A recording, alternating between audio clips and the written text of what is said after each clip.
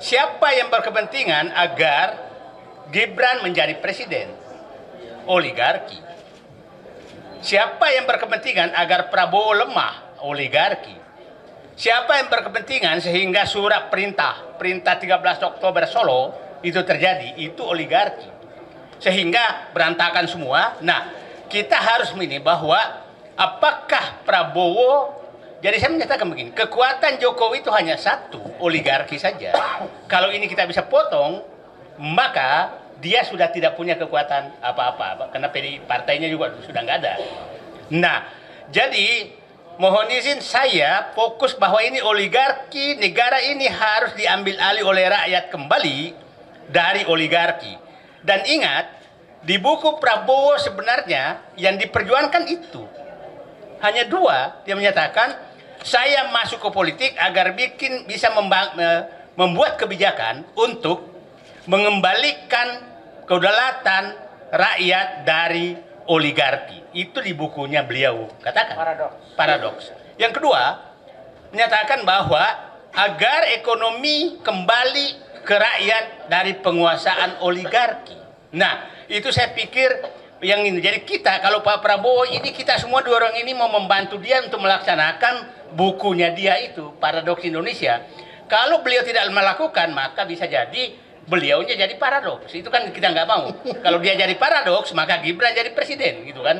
Paradoks Prabowo. Hah? Paradoks Prabowo. Nah, tapi itu saya nggak mau karena Gibran jadi presiden, gitu. Nah, Gibran presiden bertepuk tangan oligarki Pantai Utara Jakarta. Nah, terakhir saya ingin meminta pemahaman kita bagaimana sih oligarki mencengkram negara ini dengan sangat terstruktur. Pra kemerdekaan itu oligarki itu membantu tentara rakyat memberikan makan. Dan ingat, oligarki saat itu bukan etnis yang oligarki sekarang. Saya nggak usah jelaskan supaya jelas. Jadi jangan oligarki sekarang seakan-akan berperan terhadap negara. Pada saat zaman kemerdekaan, oligarki yang etnis sekarang itu sama sekali tidak ada yang membantu tentara rakyat berjuang. Nah, Orde Lama, Bung Karno, itu oligarki yang kaya raya yang menyumbang. Monas, Garuda, itu dari Aceh. Bukan oligarki mereka.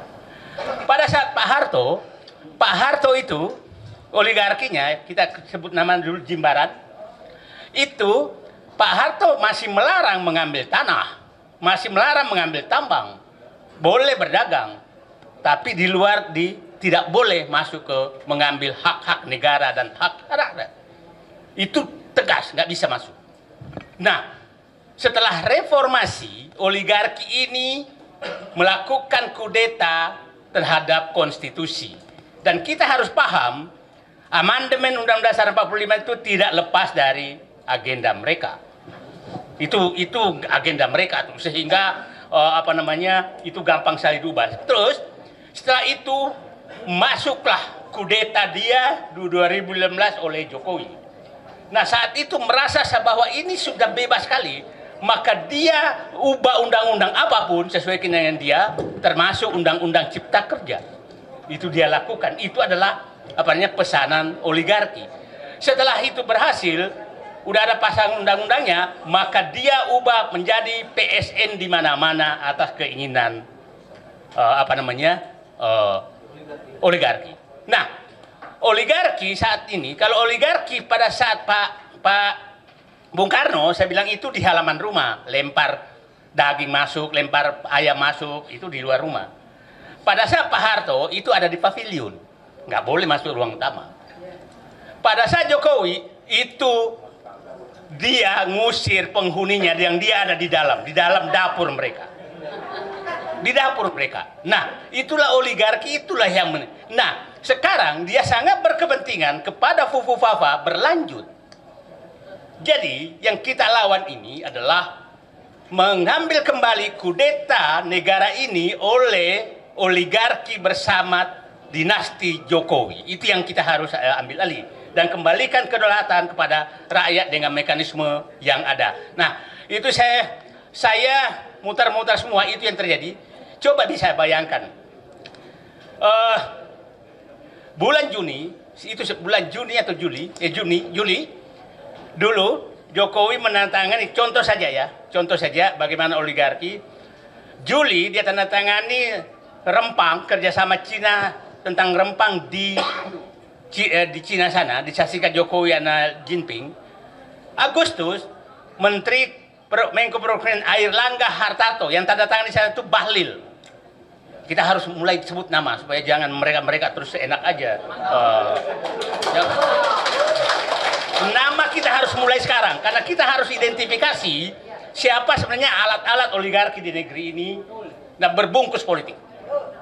Airlangga Hartarto Agustus menyatakan menandatangani PSN Rempang. Bahlil langsung menyatakan 22 September Rempang harus kosong. Belanda saja tidak sejahat itu di negeri ini sejak zaman dia menjajah.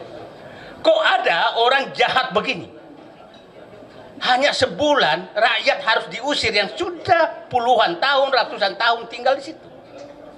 Nah, ini betul-betul menurut saya sangat berbahaya bagi bangsa ini.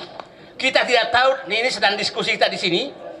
Tahu-tahu nanti rumah kita sudah ditetapkan dengan PSN, maka kita digusur. Kita tidak tahu. Ya, NJOP-nya tidak. Ini semua sudah di.